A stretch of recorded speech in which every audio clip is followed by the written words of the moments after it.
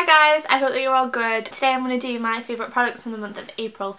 So I'm going to get started. There's a lot of products. I'm not going to waffle on too long. Let's get started. I'm going to start with hair care because I feel like April was the month of hair care for me. I'm just a bad person when it comes to my hair. Let's just get it out there. I bleach my hair. I do crazy stuff to it. I'm not that girl that will kind of agonise over should I highlight my hair or not.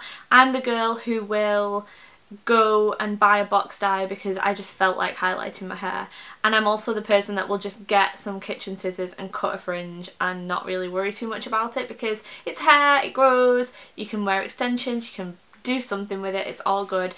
And I'm not experimental in many areas of my life. I don't take drugs, I don't really get drunk all the time, but I like to wreck my hair and that's my jam.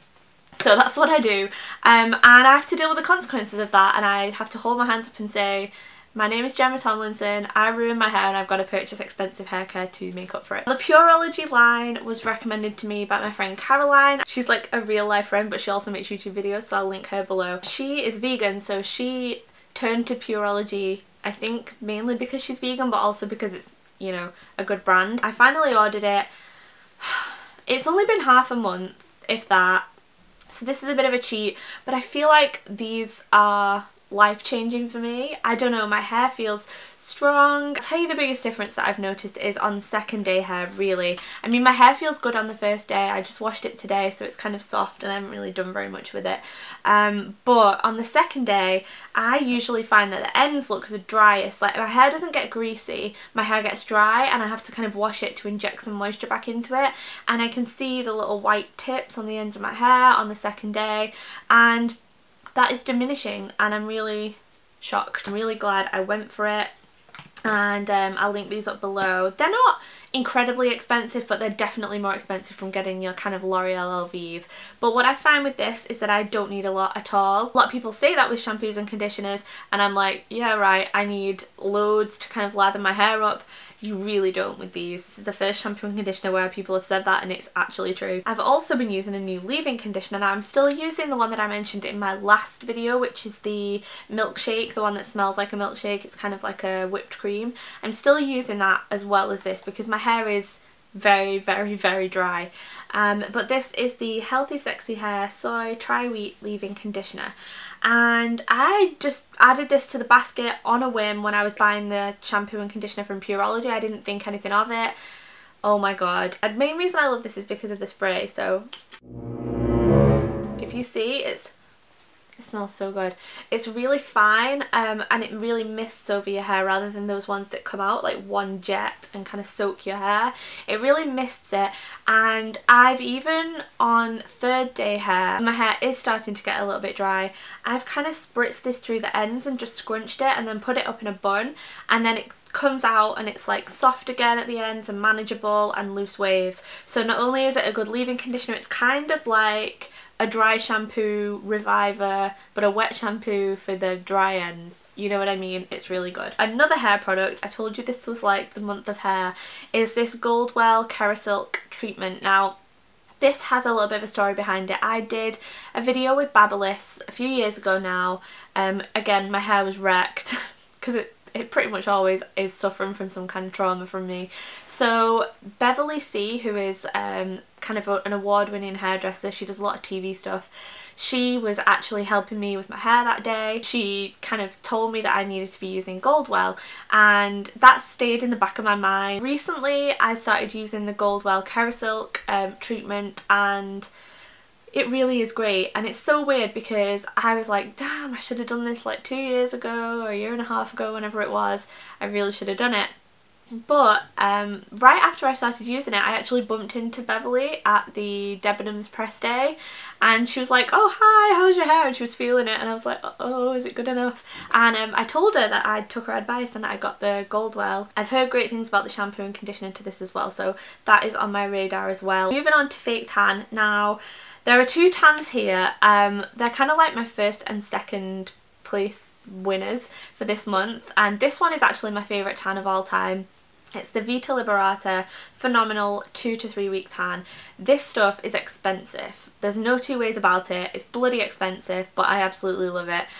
I've got probably I think there's about 1, maybe 2 uses of this left in this bottle, but I'm kind of saving it because I'm hoping within the next month or 2 that I'm going to be going on holiday, and this is the perfect tan for before you go on holiday. Now, I'm not someone that shies away from the sun. I love sunbathing, I love being out in the sun when I'm on holiday, and I love hot weather. However, I'm really paranoid about anti-aging, and like I always wear like factor 50 on my face and sunblock when I'm on holiday. I just don't want wrinkles. Even if I didn't do that, I like to go on holiday with a little bit of colour, and the thing about this is it lasts from 2 to 3 weeks. Now I say it probably lasts about 2 weeks. I don't think the 3 weeks is accurate, but it lasts 2 weeks on me, and I really feel like I go on holiday with this nice colour. You don't look orange, it's a really great colour. By the time it's worn off, your real tan is kind of kicking in, so you do this nice transition. Personally, my skin goes very dark in the summer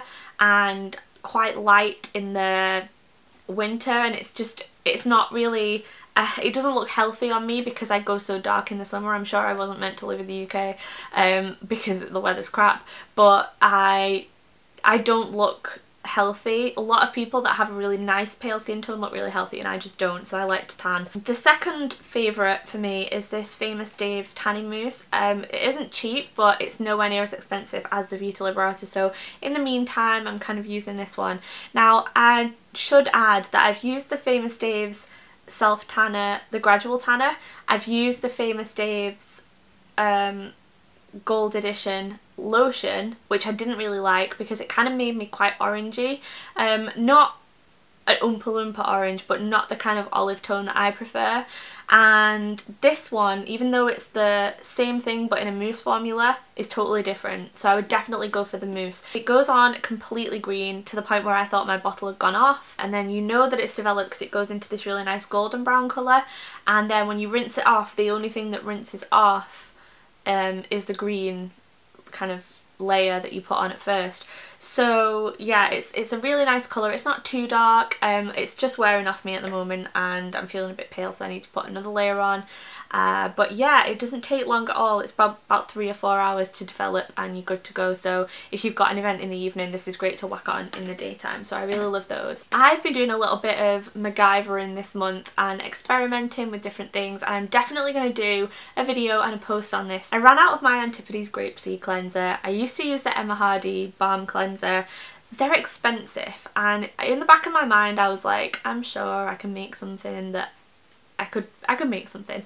So I created this cleansing balm. It smells like lavender, and I basically blended different ratios of oils that I had that were suitable for the face and a little bit of lavender. And like I said, I will do a video, but I wanted to use it for a while first because I didn't want to do a video and be like, this is the cleansing balm that I've made, and then it was crap. But it's actually really good. My skin is feeling really nice, so there's no complaints from me, and because it's oil based, it's kind of multi-purpose, so I can put it on the ends of my hair. Yeah, I love it. No complaints so far, so look out for a post containing that soon. Oh, I just threw it on the floor. Moving back to tanners, but kind of skincare as well. I've been using this face tanner. It's the Institut Esthederm Sun Sheen Light Tan Self Tanning Face Cream. Now, I used to work for Clarins back in the day. I used to work on a Clarins counter, and I got hooked on the Clarins facial tanner, and I've been using that ever since, but there was something, I just wanted to kind of try something else, and I opted for this one because I've used the Institut Esthederm sunscreen last year when I was on holiday, and I really liked it, so I just thought I'll try it out. I really like this a lot because I don't have to put a day cream on over the top. The Clarins is kind of like a lotion that you put on with a cotton pad and then you put your day cream on top, whereas this acts as my day cream, and I just really like it. It works quite well with the body tanners in terms of creating a similar tone, so I've been using that and really enjoying that as well this month. I've almost used up my Caudalie beauty elixir, which I've done 2 posts on this on my website, so I'll link them below. I call it cracking a bottle because I swear there's something in Caudalie products that I don't know what it is. There's something in there. I definitely think that they put heroin in or something addictive because I can't get enough of their products. I'm using this, which I'll leave the post because I could talk all day about this, but basically it's a refreshing spray. I go through this really quickly, so it's an expensive addiction. Also from Caudalie, I've been really enjoying the Vinosource eye cream.